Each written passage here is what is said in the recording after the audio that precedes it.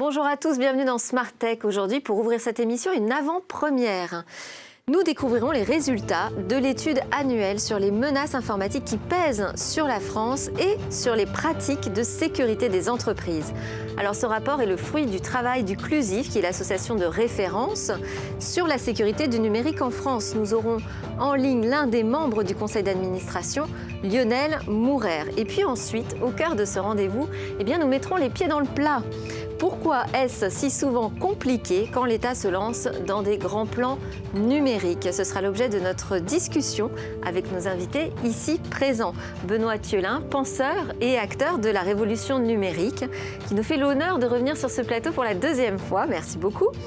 En revanche, c'est une première pour Émile Marzolf, qui est journaliste numérique, action publique chez Acteurs Publics. Merci d'être avec nous. Nous ferons également appel à notre grand consultant du jour, Jean-Marc Sylvestre himself, journaliste économique, présentateur de Small is Smart sur notre chaîne. Et puis avec nous, déjà en plateau, Victoire Sicora nous présentera sa sélection de news dans quelques minutes. On terminera cette émission avec de nouveaux conseils pour se protéger des attaques et un voyage spatio-temporel. Mais d'abord, une avant-première très terre-à-terre, le rapport du CLUSIF sur les menaces informatiques qui pèsent sur la France. Bonjour Lionel Mourer, merci d'être avec nous en ligne. Vous allez présenter dans quelques heures, aux côtés de Jérôme Notin, qui est le directeur du dispositif national cybermalveillance.gouv.fr, les résultats de votre étude qui dresse chaque année un panorama des politiques et incidents de sécurité. Alors, quelles sont les tendances et les faits marquants? Bonjour, effectivement, nous allons présenter, je vais présenter cet après-midi les résultats de l'étude MIPS. Excusez-moi, j'ai un gros écho. Ça va, on n'entend pas votre écho, vous pouvez continuer. Bon, d'accord, ok. Désolé. Je vais donc présenter les résultats de l'étude MIPS qui vont permettre de montrer les pratiques de sécurité. Je vais reprendre. Qu'est-ce qui ressort de ce panorama? Quels sont les faits qui sont les plus marquants, si on devait en retenir quelques, je sais pas, 2, 3? Alors, les faits les plus marquants, aujourd'hui, globalement, la sécurité de l'information dans les entreprises. Alors, notre étude porte tout d'abord, juste pour préciser, sur les entreprises de plus de 100 salariés et donc couvre un panel assez large, des petites, des moyennes, des ETI et également des grands comptes.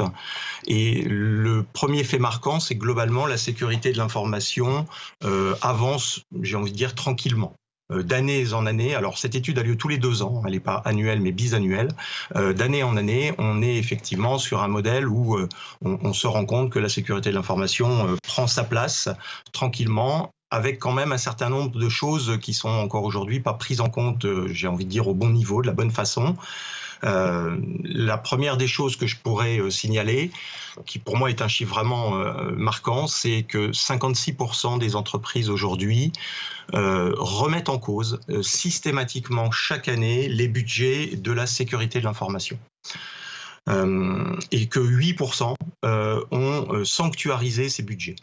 Alors, on se rend compte qu'encore une fois, je dis encore une fois parce que c'était déjà le cas dans les études précédentes, les budgets de la sécurité de l'information, même si beaucoup, tout le monde en parle, vous avez d'ailleurs annoncé dans votre introduction qu'il y avait aussi un sujet sur comment se protéger, effectivement, aujourd'hui, tout le monde parle de cybersécurité, tout le monde parle de sécurité de l'information, des attaques qui sont présentes un petit peu tout partout, mais seulement 8% des entreprises sanctuarisent ce budget.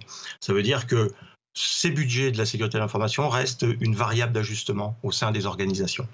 La question, c'est de savoir comment justement convaincre aujourd'hui les décisionnaires d'engager des budgets réguliers et peut-être même croissants, puisque les menaces augmentent. Quel type de menaces ont vraiment frappé les grandes entreprises là, ces derniers mois, puisque votre annonce est sur les années passées?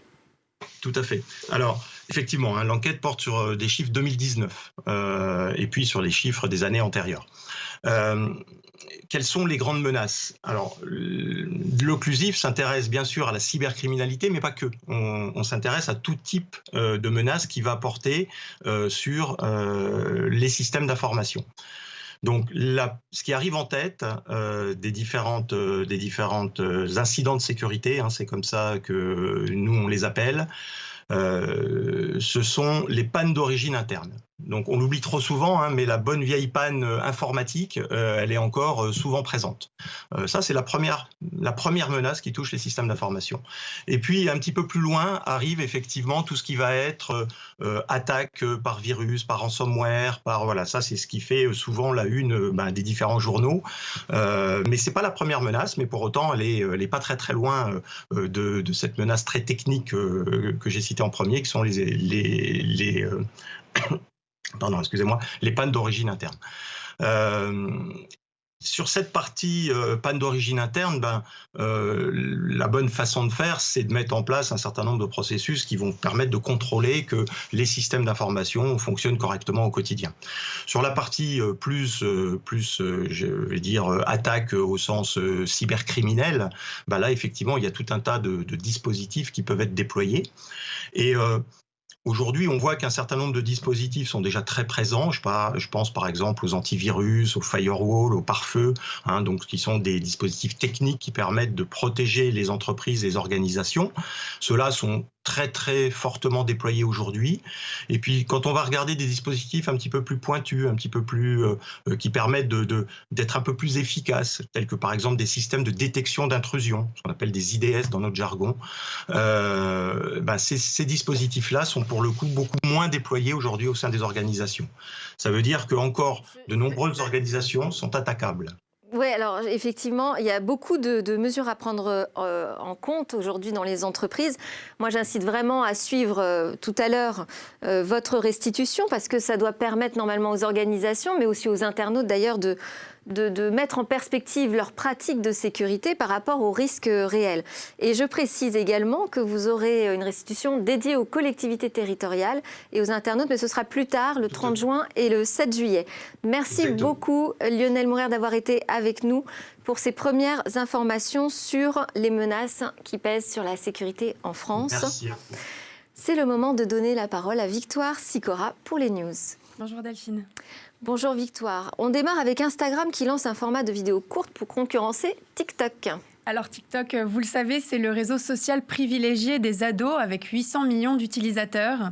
Un réseau social où on se filme sur des mini-clips vidéo en train de danser, chanter ou réaliser des challenges. Instagram a relevé le défi et propose une nouvelle fonction qui s'inspire grandement du format TikTok. Cette nouvelle fonctionnalité s'appelle Reels. Et qu'est-ce qu'on peut faire avec Reels ? Reels propose aux utilisateurs de créer des vidéos de 15 secondes maximum qui peuvent être agrémentées de contenu audio, d'effets ou encore d'outils créatifs. Les vidéos Reels s'enregistrent comme une succession de petits clips et peuvent être partagées sur le fil d'actualité. On enchaîne avec une nouvelle carte de paiement qui sera signée Samsung. Initialement destinée au marché américain, la carte de paiement Samsung Pay pourrait arriver en Europe plus rapidement que prévu. Au Royaume-Uni, par exemple, Samsung s'est associé à Curve pour proposer ce nouveau service cette année. Et Curve, c'est quoi ? Bien, c'est une carte de paiement qui vous permet de centraliser toutes vos cartes. Ainsi, dans votre appli mobile, vous pouvez ajouter toutes vos banques et vous n'aurez besoin physiquement que de votre carte Curve. Selon l'endroit où vous payez, Curve piochera dans le compte de votre choix. Petit bonus, Curve ne prélève aucune commission à l'étranger. En business, on a Dell qui envisage de réétudier sa participation dans VMware. Le groupe américain étudie en effet plusieurs options concernant sa participation majoritaire dans VMware. La vente de ces 50 milliards de dollars permettrait notamment à Dell d'augmenter la valeur de ses actions et d'acquitter son endettement. Et alors, à quoi s'attendre en cas de cession ? Quelles conséquences ? Alors tout d'abord, la décision ne devrait pas être actée avant l'année prochaine car Dell est engagée jusqu'en septembre 2021. Pour les analystes, la séparation des deux entreprises serait positive car elle permettrait de mieux valoriser les entreprises de manière individuelle. On passe à la science avec un nouveau record dont on n'est pas du tout fier. Non, parce que 38 degrés en Sibérie, ça fait beaucoup. Un record absolu de température au nord du cercle polaire vient d'être confirmé par l'Organisation météorologique internationale. Un signe alarmant du réchauffement climatique alors que la Sibérie a déjà connu son hiver le plus chaud. Je passe aux news soft avec Microsoft qui sort enfin une version grand public de Teams. Et Teams, c'est 75 millions d'utilisateurs actifs par jour. Et pour cause, Teams s'est imposé comme l'outil indispensable du travail pendant le confinement. Boosté par le succès de Teams, Microsoft a donc décidé de sortir une version grand public. Merci beaucoup Victoire. C'est le Delphine. moment de passer à notre débat.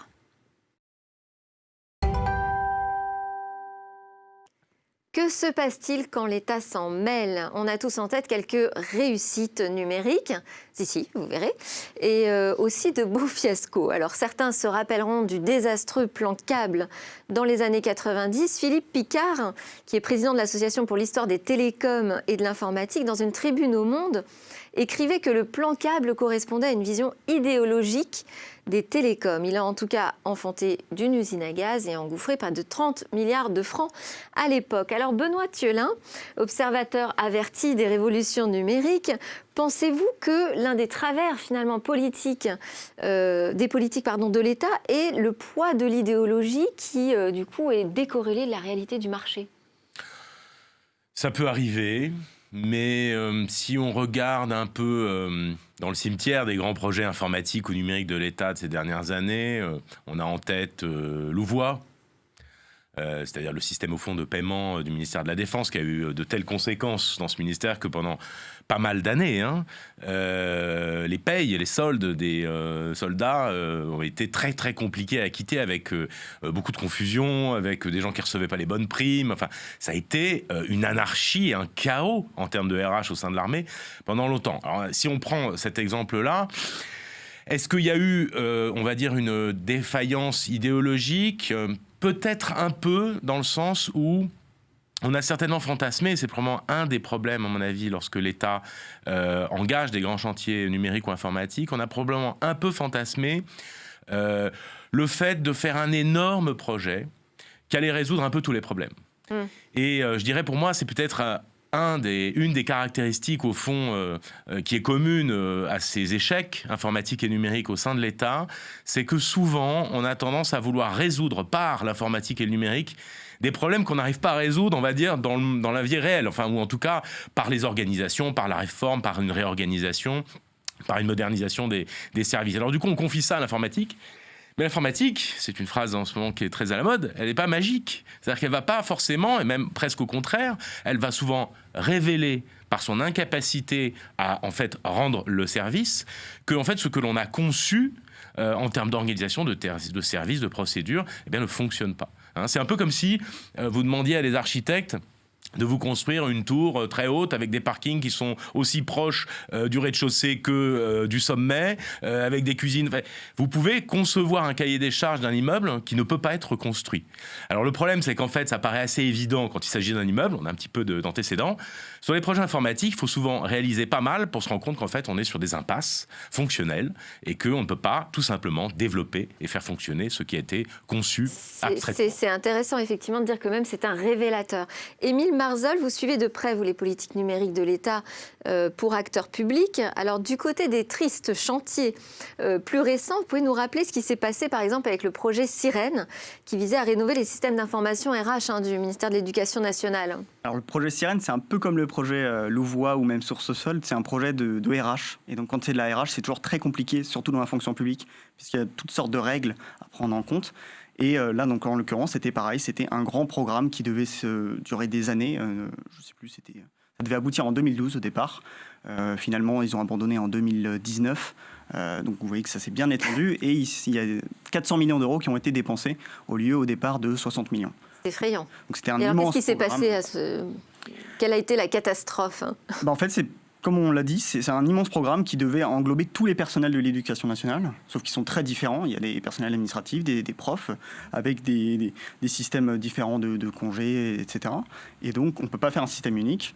Et donc là, ils sont repartis l'an dernier sur un programme un peu plus éclaté, où on va brancher, on va prendre par petites touches et essayer C'est-à-dire, au lieu de partir sur un énorme cahier des charges, essayer d'avoir des méthodes un peu plus agiles. Ça aussi, c'est le mot du moment.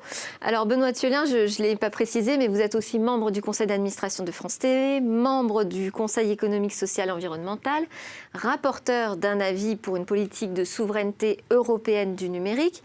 Donc, vous connaissez bien aussi ces arcanes de l'État.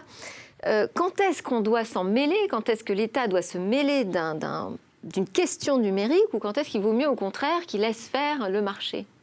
Est-ce qu'on sait Où se trouve cette frontière, ce point d'équilibre ? D'abord, et c'est ce que disait très bien Émile, c'est-à-dire qu'il y a parfois des domaines d'activité dans lesquels il n'y a pas de réponse sur le marché. Quand il s'agit de faire un logiciel de paye de fonctionnaires, peut-être devrait-on, et c'est peut-être d'ailleurs une piste, partir d'un système de paie existant dans le secteur privé et essayer de l'amender pour le ramener aux spécificités de l'administration. C'est parfois faisable, parfois ça ne l'est pas. Hein. Il faut voir aussi que c'est pas pour rien qu'ils se sont lancés dans ces grands chantiers. Donc il y a des cas où on est obligé de développer en interne, ou en tout cas de commander en interne des développements qui se feront d'ailleurs souvent plutôt en externe auprès de grandes entreprises, des SS2I, enfin des ESN comme on dit aujourd'hui. Il y a des cas où effectivement parfois on a tendance à vouloir développer alors qu'il y a une offre sur étagère. Mais là, il y a deux cas un peu différents. Il y a les cas où il y a une offre sur étagère qui est américaine ou autre, chinoise parfois. Et puis, il y a les offres sur étagère qui sont plutôt européennes ou françaises. Et là, je pense que selon les types de secteurs, selon la criticité au fond des sujets, il faut quand même se poser la question de savoir, alors tout ça dans des règles de marché public qui sont complexes à ménager, mais parfois effectivement on aurait tendance à vouloir privilégier peut-être des acteurs français ou européens avec comme objectif, je dirais un peu double, celui de la souveraineté numérique, c'est-à-dire au fond la souveraineté industrielle mais plongée dans le champ du numérique, et parfois ça peut être, on l'a vu récemment sur les questions de Health Data Hub, pas des petits sujets.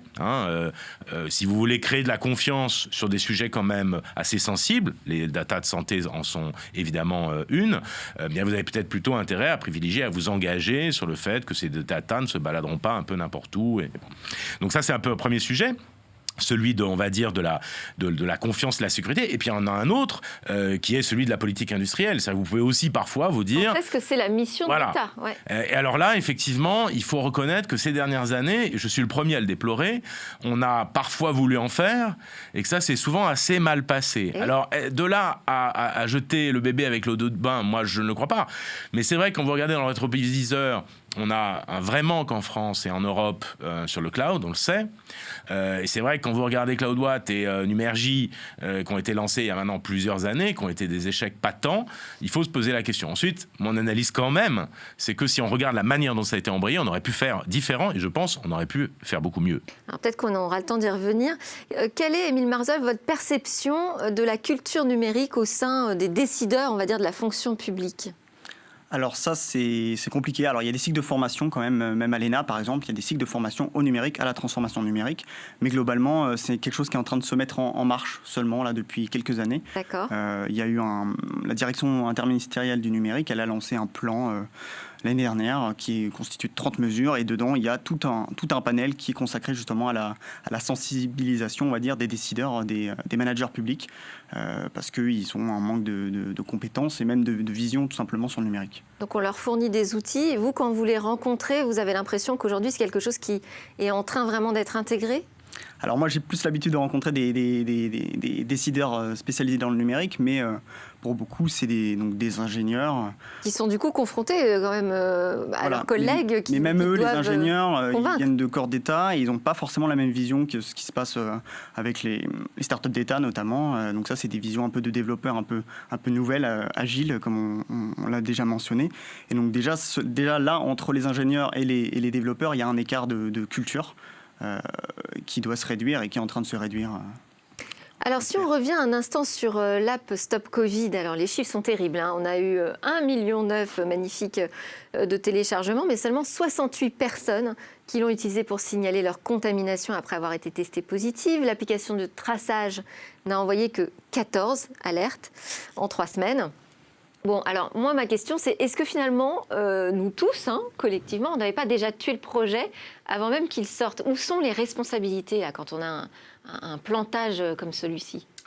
Bon, d'abord, il faut quand même reconnaître qu'elle est sortie, cette application. J'ai été le premier à critiquer un certain nombre de choix technologiques qui ont été faits sur cette application et également le fait qu'on y mettait trop d'enjeux et trop d'énergie et peut-être trop de moyens. Mais il faut quand même reconnaître qu'elle est sortie, elle fonctionne, je l'ai utilisée, elle a l'air de fonctionner sur des choix technologiques qui n'étaient pas si évidents que ça. Enfin, la première chose quand même, il faut être beau joueur. Elle est sortie, elle fonctionne. C'est pas un énorme crash. Enfin voilà, il y a des projets qui sont pas sortis. Franchement, quand même chapeau dans des conditions difficiles. C'était nécessaire. Ensuite, est-ce que le faible résultat de ceux qui s'y signalent et qui sont en réalité la conséquence du fait qu'il y a une baisse de la pandémie et des infections? C'est probable, il faut quand même s'en réjouir. Est-ce que c'est dû au fait que les gens ne l'ont pas utilisée ou qu'elle ne marche pas très très bien sur des technologies Bluetooth qui sont quand même pas faciles, hein. Moi, je continue d'avoir des doutes sur les choix technologiques profonds qui ont été faits à l'intérieur. Franchement, on ne sait pas trop. Mais ce n'est pas un naufrage. C'est peut-être un échec d'usage, et ça, par contre, il faut effectivement s'interroger, et on revient aux questions de confiance. C'est-à-dire que là-dedans, si vous voulez que les gens adoptent un service, il faut vraiment qu'il y ait une très grande confiance. Et c'est vrai que les choix qui ont été faits... On a moins confiance en l'État en matière de technologie aujourd'hui, finalement.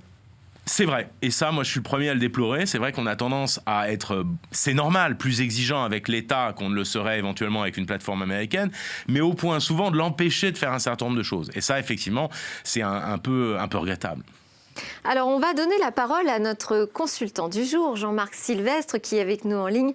Merci beaucoup de prendre le temps d'intervenir dans Smart Tech, qui précède votre magazine quotidien Small is Smart, diffusé à 13h et 20h30, je le rappelle.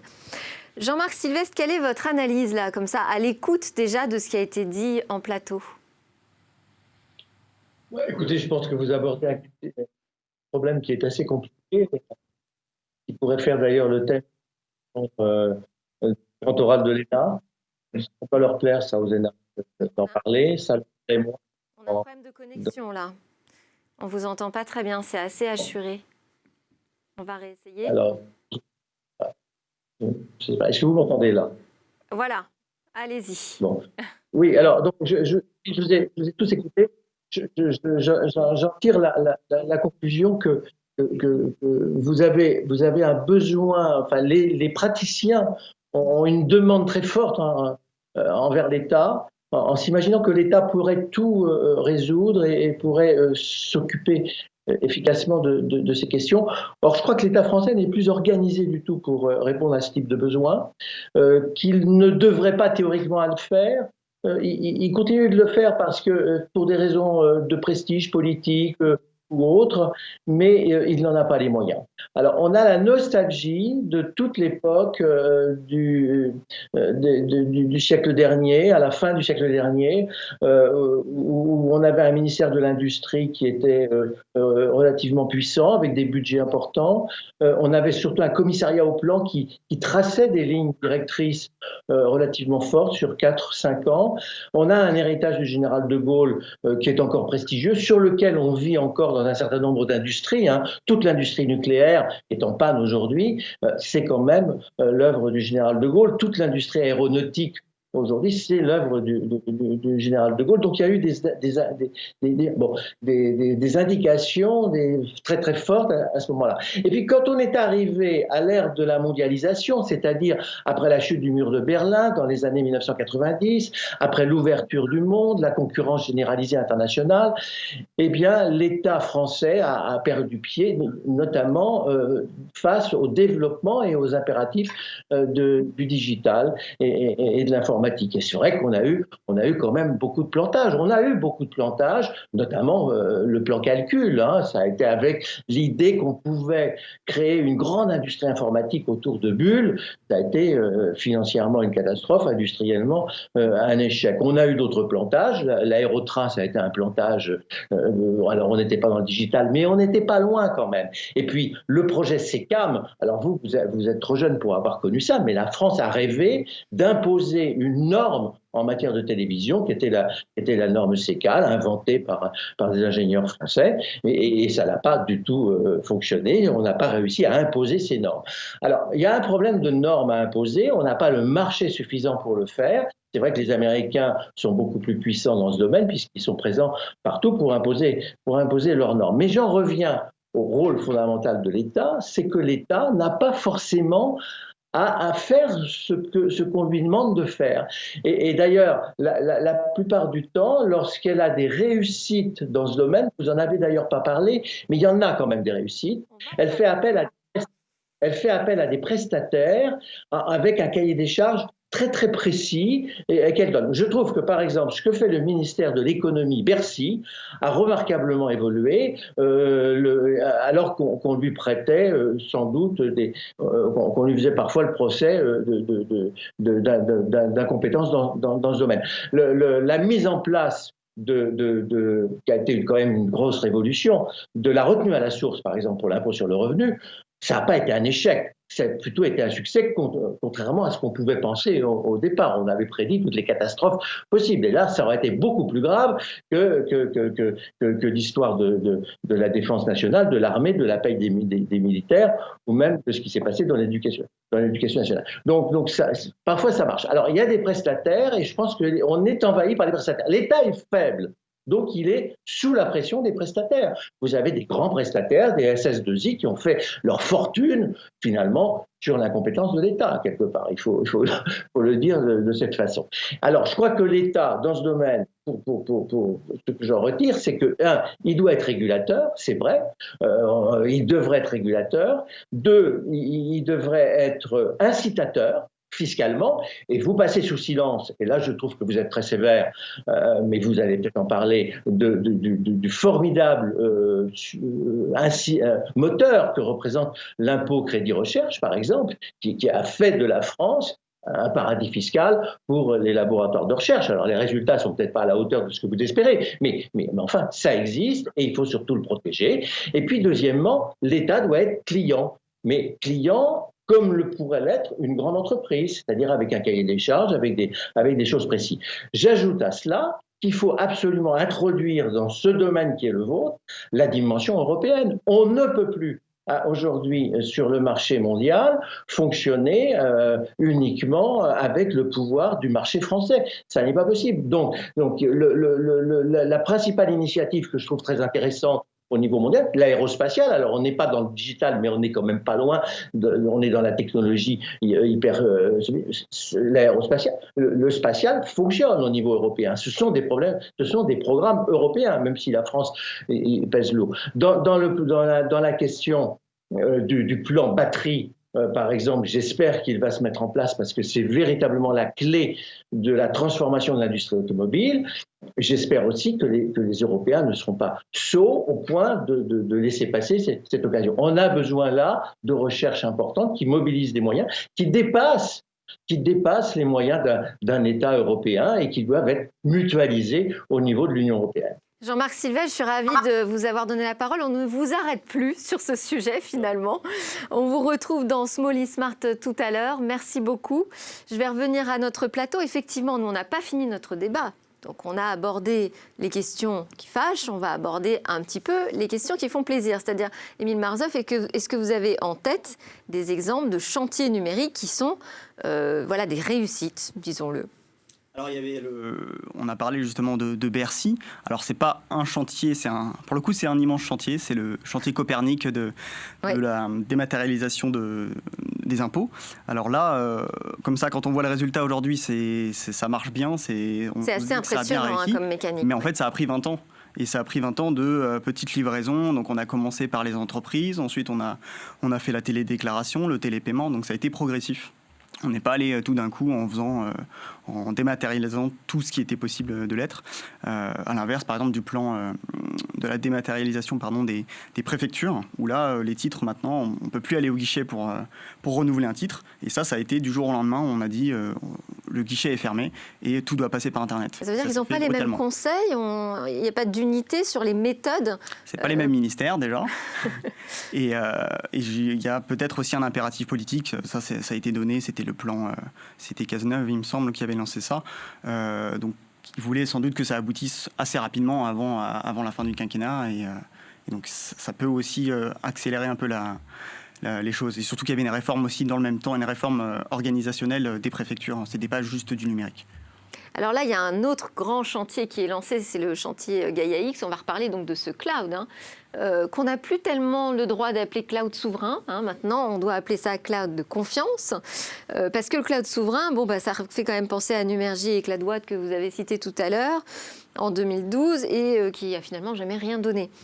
Benoît Thiolin, est-ce que là, avec cette démarche franco-allemande, qui est complètement différente par rapport au cloud souverain, effectivement, ce cloud de confiance, est-ce que c'est la bonne méthode là ? Est-ce qu'on enclenche quelque chose qui devrait aboutir à...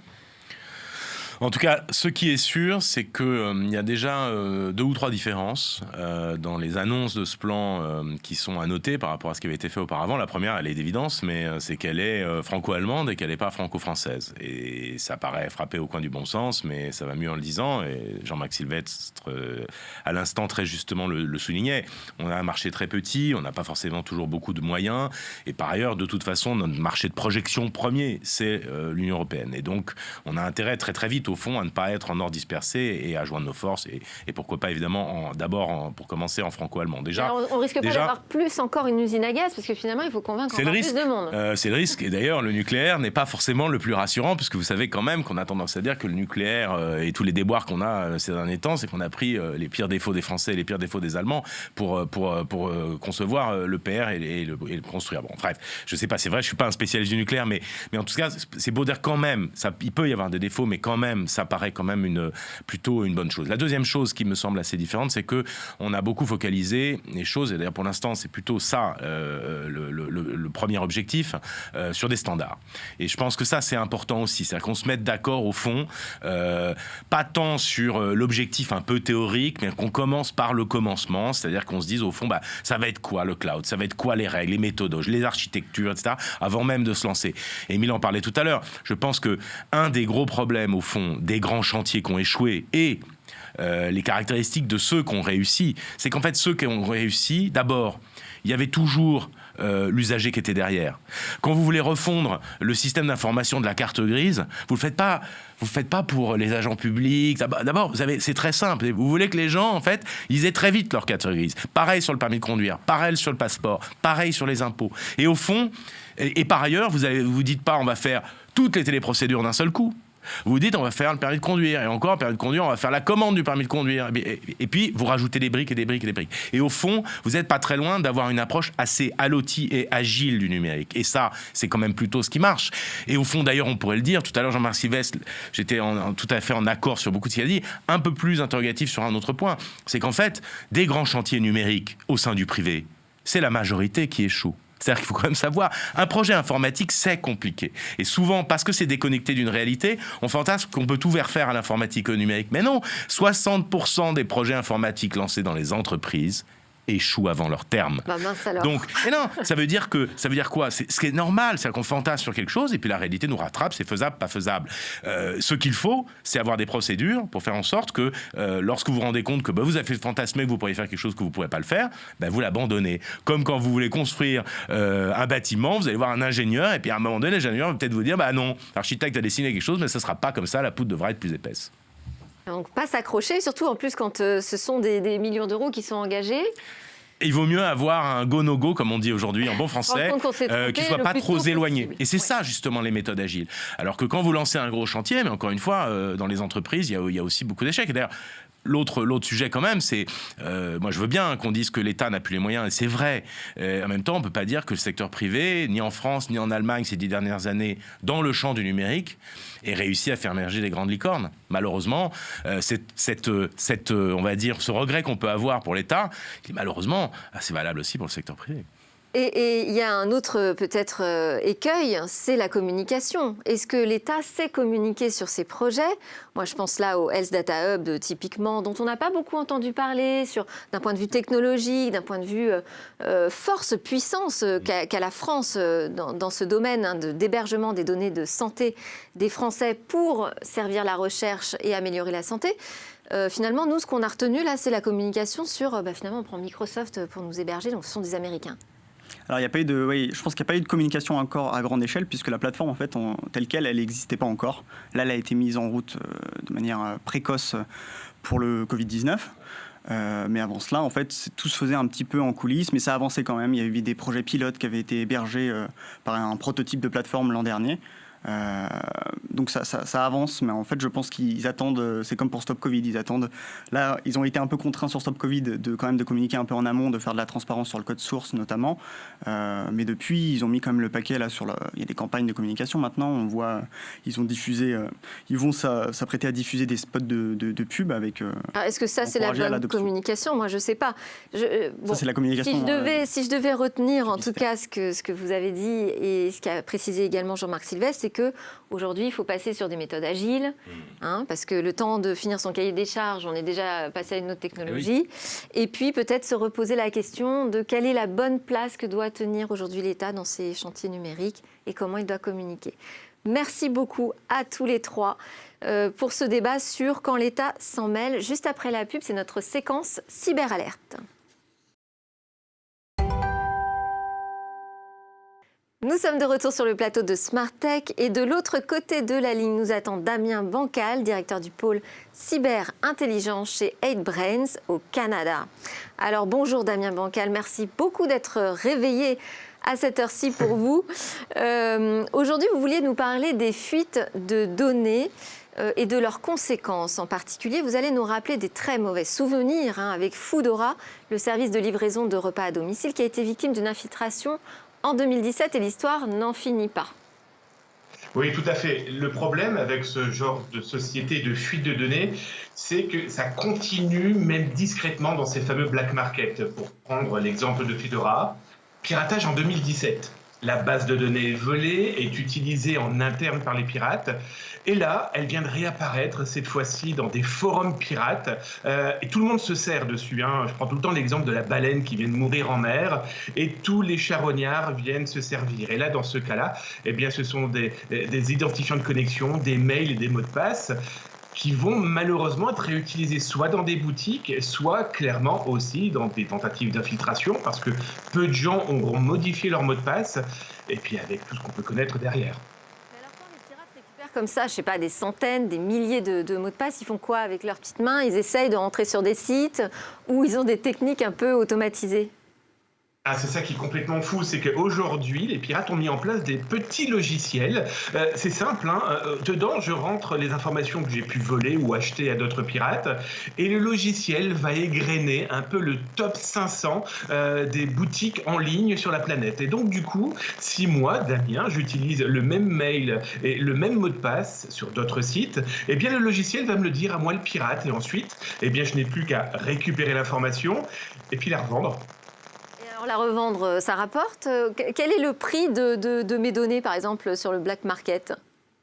Alors c'est ça qui est complètement fou, c'est que les prix varient. Alors là, je vous ai trouvé, entre guillemets, une petite nouveauté. Comptez 680 millions d'adresses mail avec mot de passe pour 20 $. Ça vous donne un petit peu l'idée où ils prennent en fait l'humain, nous, vous, eh bien comme des petits pains, des chocolatines qu'ils revendent comme ça à la pièce. Sauf que ça commence à devenir assez exponentiel parce que cette semaine, eh bien c'est 18 millions de données de francophones eh bien, qui sont en cours de revente et qu'on a pu retrouver dans certains sites.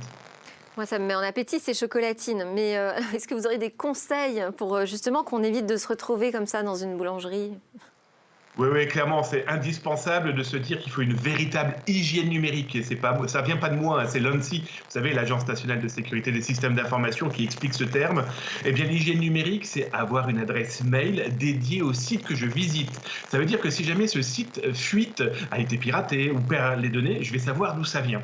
Important aussi, n'utilisez pas votre mail professionnel à des fins personnelles, même si c'est pendant votre temps de pause, parce que déjà, c'est une information pour les pirates. Donc, cette hygiène numérique, c'est aussi un petit peu de la réflexion face à des malveillants qui, soyons très clairs, c'est du travail 24 heures sur 24, 7 jours sur 7. Et ne pas s'inscrire sur tous les sites, n'importe où, ou alors multiplier les adresses mail, en fait. Oui, c'est très compliqué. Il faut multiplier les adresses mail parce que aujourd'hui, on est ultra connecté. On veut s'inscrire, on veut suivre. On a même des endroits où on n'a pas le choix. On est obligé de rentrer ces données. Voilà. Et avoir une véritable réflexion sur mes données personnelles, mes données professionnelles, comment je les diffuse, parce qu'une fois qu'elles sont perdues, elles sont définitivement perdues. Merci beaucoup Damien Bancal de 8Brains d'avoir été avec nous. Maintenant, direction le futur.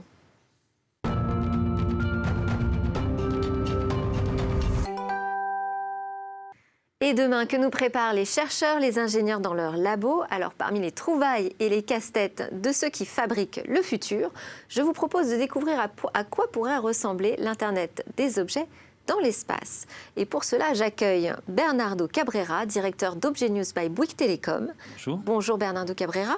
Alors l'Internet des objets, on voit bien, c'est en cours de déploiement aujourd'hui sur la planète. Mais vous pensez là déjà plus loin, plus haut.